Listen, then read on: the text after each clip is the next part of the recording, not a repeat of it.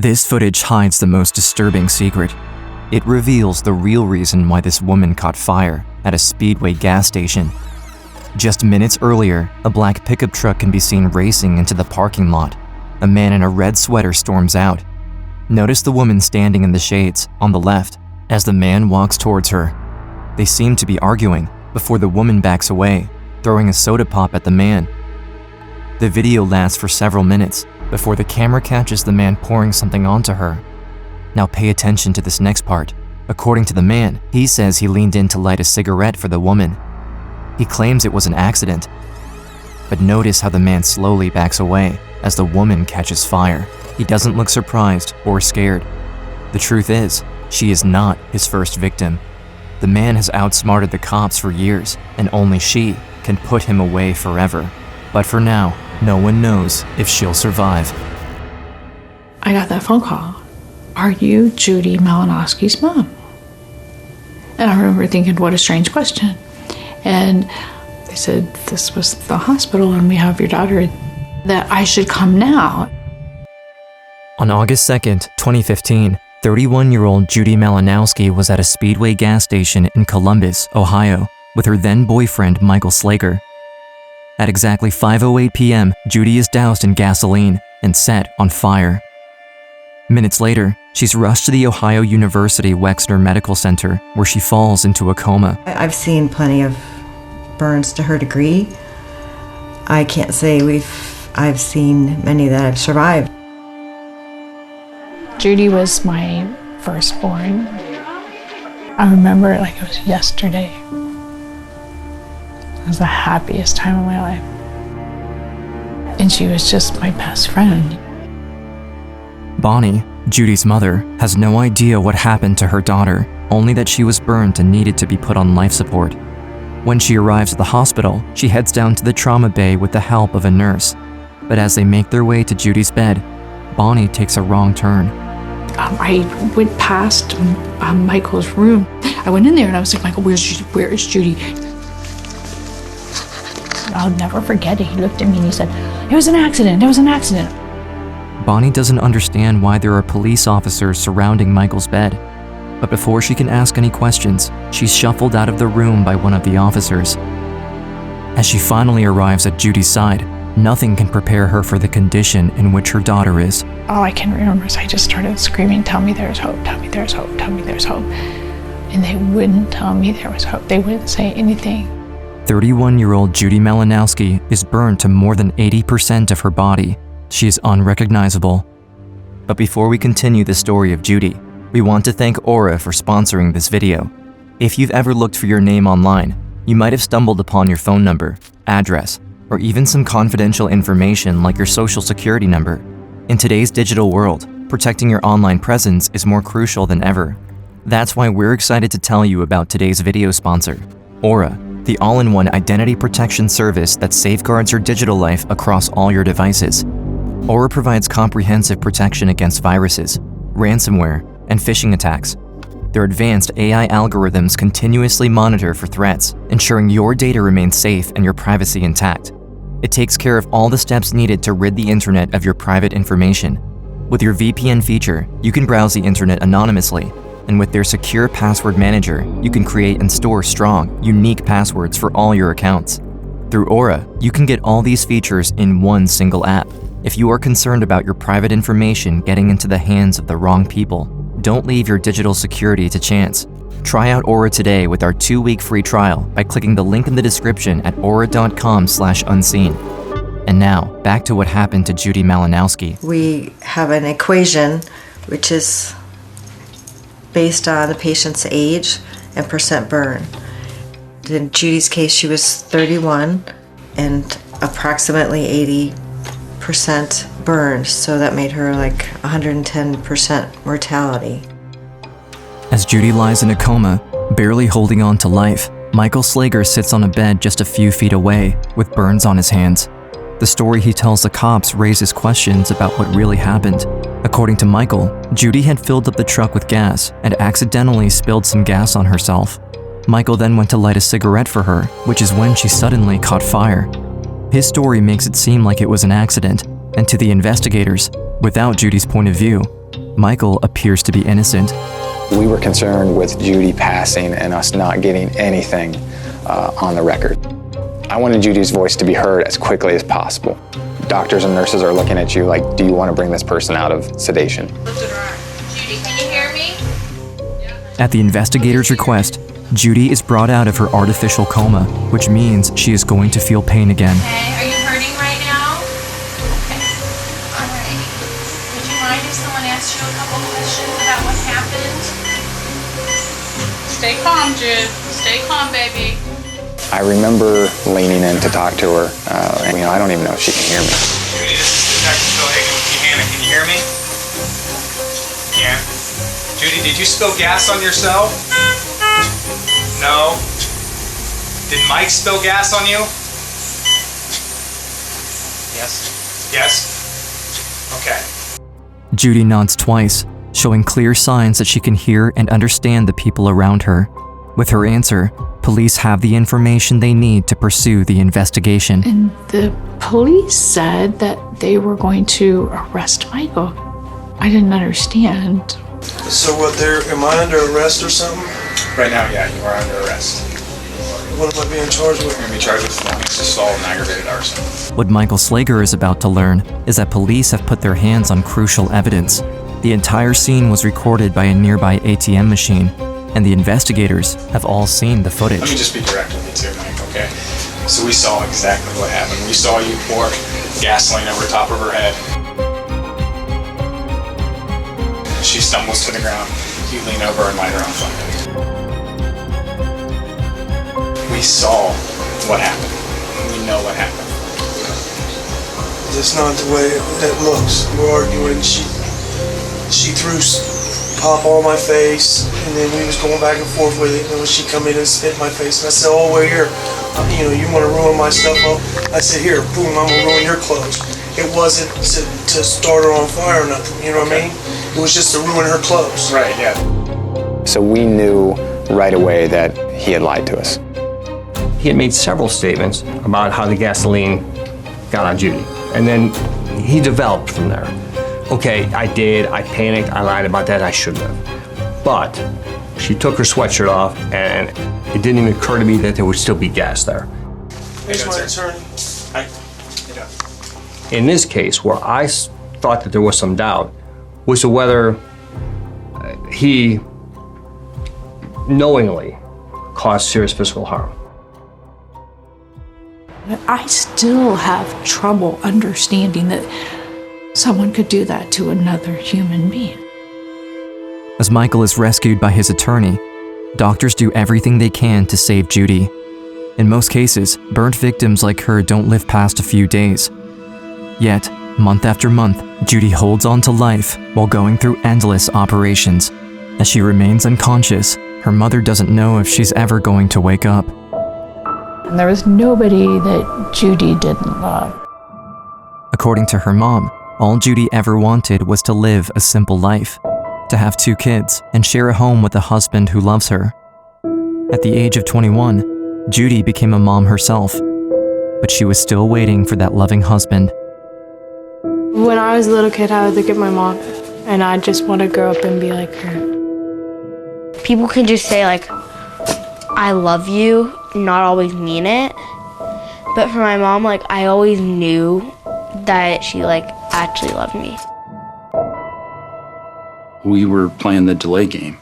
It sounds terrible, but we were basically waiting for Judy to die so that we could charge Mr. Slager with the homicide. And we got a call one day that she was awake. Against all odds, Judy wakes up from her coma, but she's confused and terrified. She has no idea what happened after the fire. I'm going to start by asking you your name. Judy Malinowski. Do you know how many surgeries you've had? Over 50. And you're aware that you have coded 7 times, correct? Yes. You understand the prognosis is not good, correct? No. But you're fighting against it, right? Yes. It had to be explained to her that Mr. Slager was in jail. I remember her being emotional about that. She actually felt bad for Mike at that point. While Judy is concerned about Michael, she's also filled with fear of what he is capable of. But she has no idea that Michael has not shown any remorse for his actions or any concern for her well-being. Just 4 months earlier, in April 2015, Michael was professing his love for Judy. Mike sent me a message on Facebook. Said that he had always had feelings for me and that he loved me. I was like, he looks like bad news, Judy. She said, Mom, you can't judge a book by their cover. And I thought, okay, back off, Bonnie. Although Judy met Michael through a group of friends, she had no idea who he really was. He has theft, domestic violence, menacing, aggravated menacing, making a false police report, domestic violence, aggravated menacing, assault, aggravated menacing, domestic violence, assault, domestic violence, assault, domestic violence, endangering children, domestic violence, endangering children, rape, which was, I think, pled down to a sexual battery. So he began to, I would say, dote her, like just messaging her and just everything I guess a girl wants to read, especially, where Judy was in her life. Did you have a diagnosis and a surgical procedure when you were 27 years old? Yes, ovarian cancer. Okay, thank you. And you had some complications as a result of that surgery, correct? Yes. I was placed on very strong painkillers. I got addicted to them. And she had told me, Mom, I'm getting addicted to this pain medicine. And I said, Judy, it's fine. Just take them as the doctor prescribes them. I realized that she was a binge user. And she would go and use and self-medicate whatever she needed. In the months that follow her procedure, Judy starts to struggle with addiction. It doesn't take long for her to understand that her behavior is harming her children. She doesn't trust herself to take care of them anymore. She sends her 2 daughters to live with Bonnie, their grandmother, while Judy admits herself into rehab at a place called Parkside. Taking her recovery at heart for her daughters, it isn't long that Judy becomes sober again. And she was going to meetings, like 3, 4, 5 meetings a week. They got her on the right track, and now she's living with the girls. She was doing the best she had ever done. Everything went downhill when Michael came into the picture. That's when drugs and all that came into play. He brought her drugs, she relapsed, so he had complete control over her. I don't think that Michael ever did drugs. He definitely preyed on women that had addiction problems. In the months that follow, Judy discovers the true face of Michael Slager when he starts to abuse her physically. But although she tries to leave him and run away, Michael always finds a way to bring her back. Judy had called me when he had choked her before, and I can remember her being so scared of him. She hid in hotels, left her own home.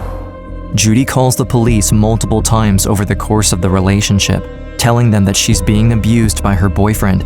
What Judy doesn't know is that Michael is also calling the cops on her every time something happens, covering for himself, painting a picture to the cops of a concerned boyfriend. He knows what he's doing. He's intelligent, he's calculating. Near the end of May of 2015, I had a lengthy conversation with Judy. She flat out said that if she left him or he found out about this conversation, that he would kill her. And then the call disconnected after that. It's spring of 2016 when Judy wakes up in the hospital. For the first time since the attack, Judy's daughters will get to see her, along with her siblings. They know the shock they're about to get, and yet... When I walked in, I definitely was like, that's not my mom. You just don't believe that that's who they're telling you it is. The surgery was in the hospital bed. And the surgery said, everything's gonna be alright. And when she asked me for a hug, I said no, you're hurt. Because I didn't want her to get hurt. Although Bonnie is thrilled that her daughter is finally awake, Judy's battle is about to get worse. December 2016, the trial begins.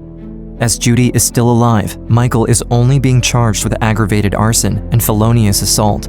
Still, he continues to claim this was all an accident. Judy knows there's more to the story, but for now, the defense think Judy won't be able to testify in her condition, so they enter a plea of not guilty.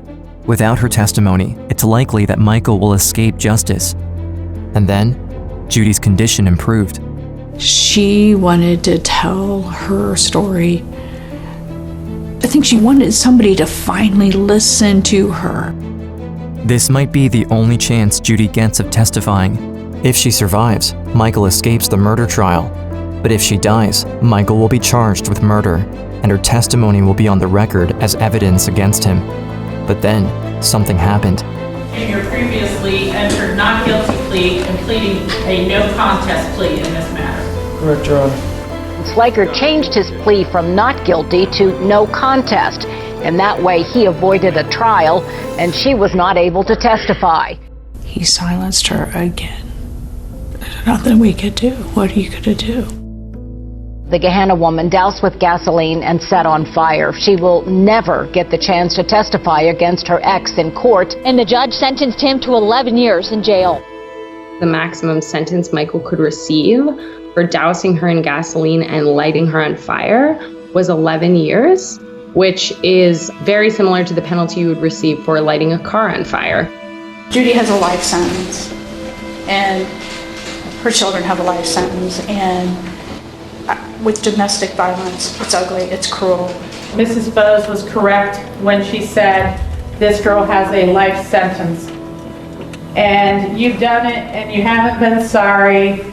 You've done all the things that really show what a despicable individual you are. You really do seem like one of those people that have no soul, and you need to be incarcerated. That's all I have to say. Take him out. I can't. It's not fair. It's so hard when he just isn't even remorseful for anything. I don't mean to break down. I'm sorry. I'm trying so hard to stay strong, but it's just so hard. It's been over a year since her attack, and still, every day Judy fights to survive. Michael's sentencing comes as a shock to Judy, who doesn't feel she got the justice she deserved, while she might not make it much longer. The one thing that keeps her going is her daughters. There was this part of her that wanted to make it and to live, to fight for every other woman that had been through something like that. And she was willing to do whatever she needed to do to help change the law. Judy's law would increase the maximum sentence for intentionally disfiguring someone by up to 20 years. It's named after Judy Malinowski, who is still fighting to stay alive after being set on fire a year and a half ago. The law would not be retroactive, meaning it won't have any impact on her case. Still, Judy continues to fight for other survivors of domestic violence. Doctors say they really have no medical explanation as to how she is still alive, but Judy's mom, Bonnie Bowes, says she believes that Judy is fighting to see Judy's law through to the very end. All Judy wanted to do was help people. She fought so hard to help people and for justice. This is a miracle that she survived that with her spirit intact, her will to want to help other people intact. I just think her body was giving out before her spirit.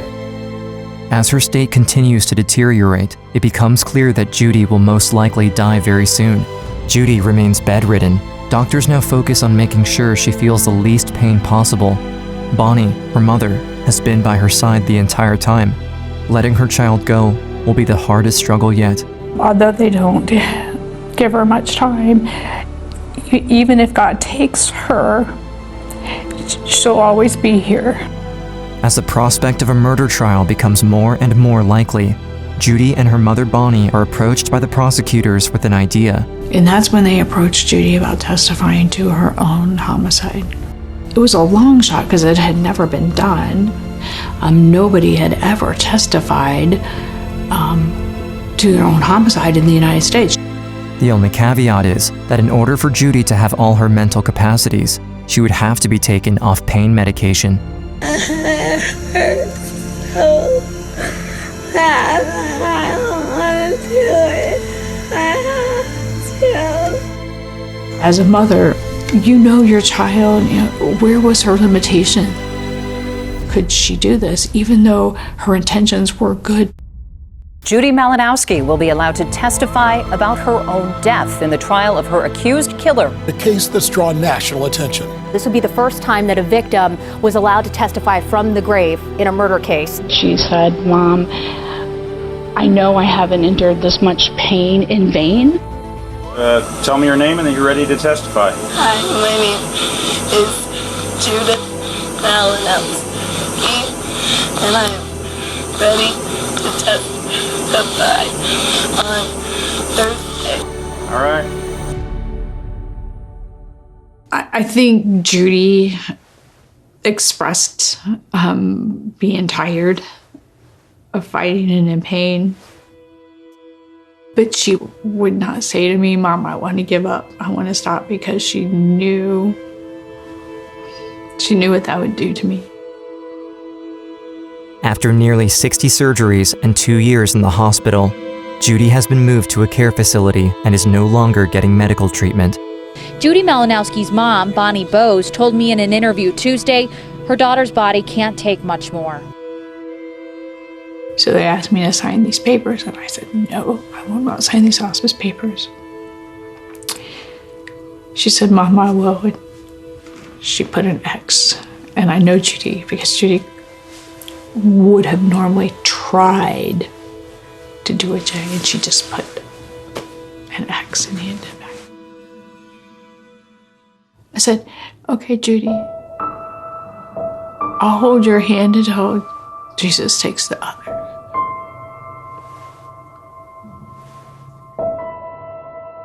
Judy Malinowski died on June 27, 2017, having survived for nearly 700 days.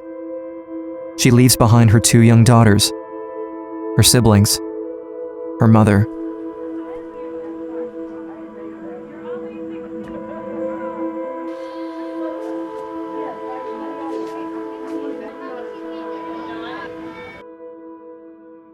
Today, I lost someone very important to me, my sister Judy. And she was my favorite sister for a very long time. Well, a new chapter in one family's long fight for justice. LA prosecutor Ron O'Brien calls this case unprecedented. Slager is now charged with 2 counts of murder and 2 counts of aggravated murder. He could get the death penalty if he is found guilty. As Michael Slager prepares for his trial, he has no intention this time of pleading guilty. His lawyers are trying hard to keep Judy's testimony out of the trial. Once again, they want to silence Judy. We'll fight like heck to keep that testimony of the victim excluded from any jury trial. Bonnie is furious. If Judy's deposition isn't admitted into the trial, all the pain she went through to deliver her testimony will have been for nothing. She went to her grave thinking that she did justice and she told her story. And now, Michael's attorney claims the entire procedure was unconstitutional. At this point, only a judge can decide if Judy will be heard or not. A criminal defendant's right to confrontation is of paramount importance. But the defendant in this case did have an opportunity to confront the accuser. Thank you, God. A potential historic decision. Today's judge's ruling makes her the state's first murder victim to testify at her killer's trial. New hope for Judy Malinowski's family that not only justice will be served in her death, but that her own voice will be heard in court. On July 5th, 2018, the courtroom prepares to view Judy Malinowski's 3-hour testimony. Judy's mother, Bonnie, is there. So are her daughters, Kaylin and Madison. No one has seen her deposition, as it was filmed behind closed doors. They are all waiting to see Judy tell her story. Could you please raise your right hand to the extent that you possibly can? Do you solemnly swear or affirm that the testimony you're about to give in this deposition will be the truth, the whole truth, and nothing but the truth, as you shall answer to God or under penalty of perjury? I do. Thank you. Now, Sunday, August 2nd, 2015. Do you recall that day? August 2nd, 2015, yes, I do. So when you were with Mr. Slager, you indicated that the two of you stopped at Speedway. What did you stop there for? To get cigarettes. We were arguing back and forth. Either one of us were very happy with each other. While he went inside, you got out of the truck and went behind that Speedway. What happened as you stood behind that Speedway? Well, Mike came in a matter of no time at all around in his truck.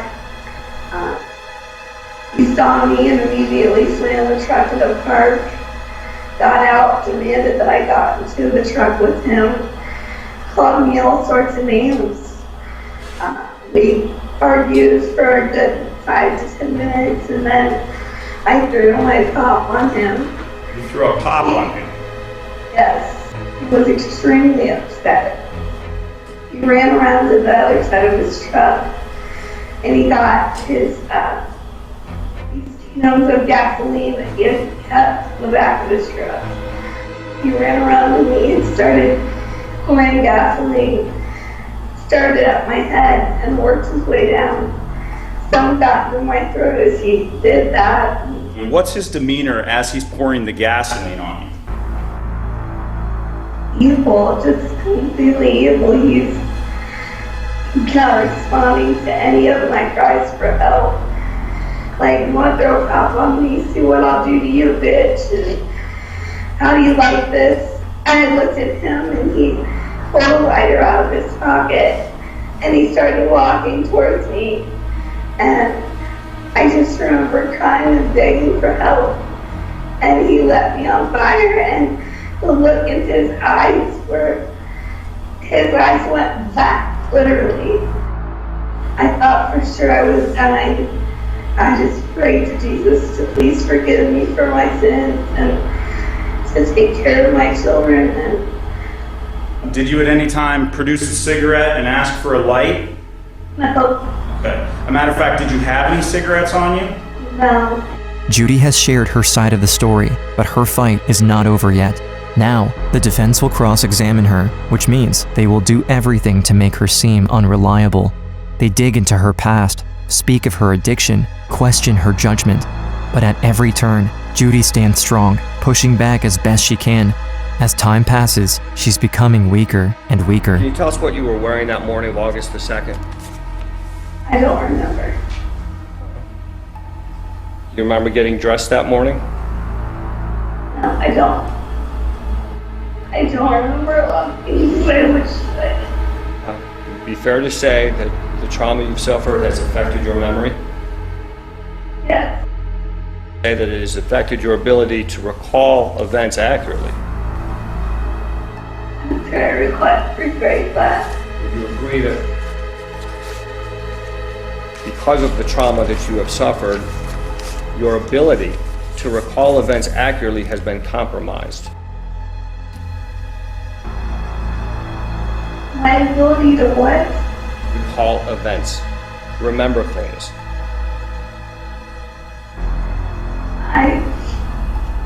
I can recall the events, but the many details of them is what's hard for me to recall. You have to understand, on August 2nd, I was set on fire, thrown on the ground, and burnt 95% of my body. I understand. I appreciate that. I just remember walking out thinking, that was awful. That was horrible. I didn't want to do it. I felt bad for her from day one. I mean, I absolutely felt bad for her. 3 hours of questioning. I couldn't interrupt. I couldn't knock on the door and see if she was okay.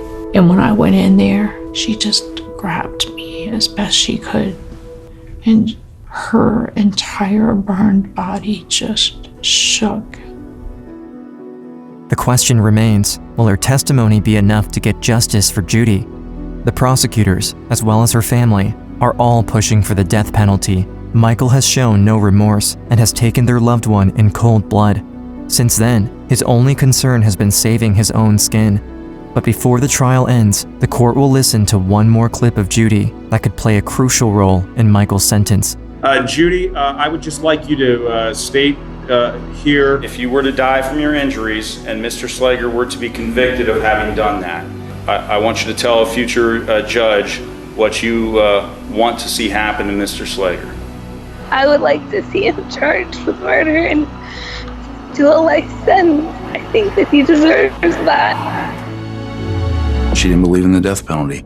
And while I very much think Michael Slager deserved to die for what he did, I think she had the right to tell the judge what penalty she wanted. Judy refused to seek vengeance. She has proven to everyone that, even after everything she went through, she is nothing like Michael. And she fought for what she believed until her last breath. Sir, what's your plea to one count of aggravated murder without the capital specification? Guilty. You understand that it is a complete admission of guilt in this case? Yes, sir. You will spend the rest of your natural life incarcerated. Malinowski gets her wish. Slager avoids the death penalty, but will go to prison for life.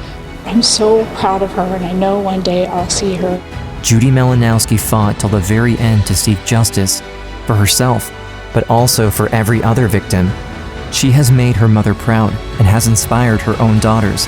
My mom taught me that you could stand up to anybody. An emotional day at the State House where two young girls say they will fight to carry on their mother's legacy. Judy's daughters, Kaylin and Madison, continue their mother's fight and will do everything they can to pass Judy's law. A brave young girl stood up for her mother. Kaylin Malinowski testified before a Senate committee. Hello, Mr. Chairman and Senate Committee. My name is Kaylin Malinowski. I am Judy's daughter. Please pass my mom's law, because together we can prevent this from happening to other families. If the bill passes, her memory will live on through Judy's law. We know that our mommy did not suffer in vain. Extending the sentence by 6 years for cases like Judy's where an accelerant like gas is used. I think it's the first step towards what her legacy should and will be. House, prepare and proceed to vote. Well, today, every representative said yes. And now, with the law passed in their mother's name, Kaylin and Madison find new ways to protect other domestic violence survivors. She was really brave. I admire her strength, and I definitely hope that that strength lives on through me.